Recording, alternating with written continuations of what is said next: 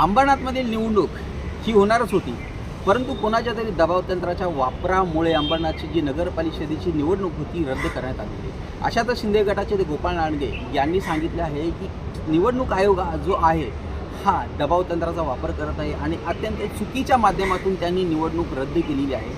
सत्ता पक्षामध्ये असून देखील जे गोपाळ लांडगे आता बोलत आहेत की कोणाच्या तरी दबावतंत्राचा वापर केला जातो, सत्ता पक्षाची लोक असं करत आहेत, तर हे कितपत योग्य आहे? कारण की सत्ता पक्षामध्ये देखील शिंदे गट देखील आहे, परंतु यांच्यामधील जो बेबनाव आहे हा नक्की काय आहे येणारा काळच सांगेल। परंतु सध्या तरी अंबरनाथमधील निवडणूक रद्द झाल्याने तेथील जे उमेदवार होते ह्यांनी ते हताश झालेले आहेत, कारण की निवडणुकीचा झालेला जो खर्च आहे तो परत वाढणार आहे।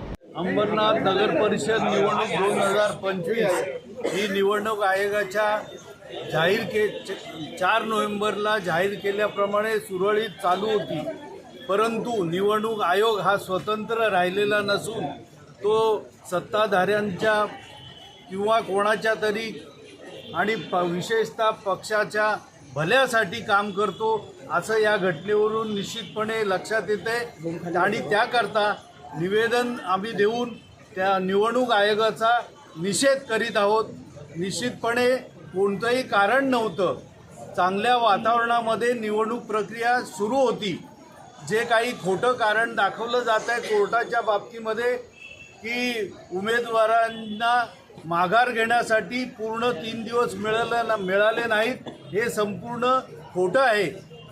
कारण जे या बाबतीमध्ये कोर्टात गेले होते त्यांची कोणत्या प्रकारची तक्रार नाही आणि असं असताना हे दबावाखाली राजकारण केलं जात आहे, लोकशाहीचा गळा दाबला जातोय आणि मतदारांचा अपमान केलेला आहे। या प्रक्रियेमध्ये संपूर्णतः खोटं काम करण्यात आलेलं आहे आणि त्याचा निषेध करणं आवश्यक आहे।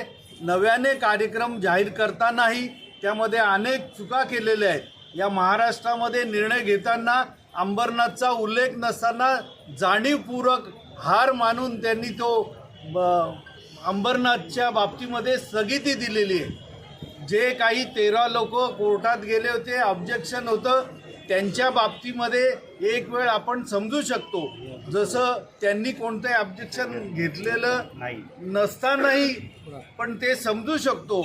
आणि महाराष्ट्रामध्ये इतर नगरपालिकांमध्ये जसं काही बाबतीमध्ये ओढून ताणून तुम्ही जे काही निर्माण केलेलं आहे, वाद निर्माण केलेलं आहे, त्या बाबतीमध्ये तुम्ही ठराविक प्रभागांच्या बाबतीमध्ये निर्णय घेतलेला आहे, परंतु जाणीवपूर्वक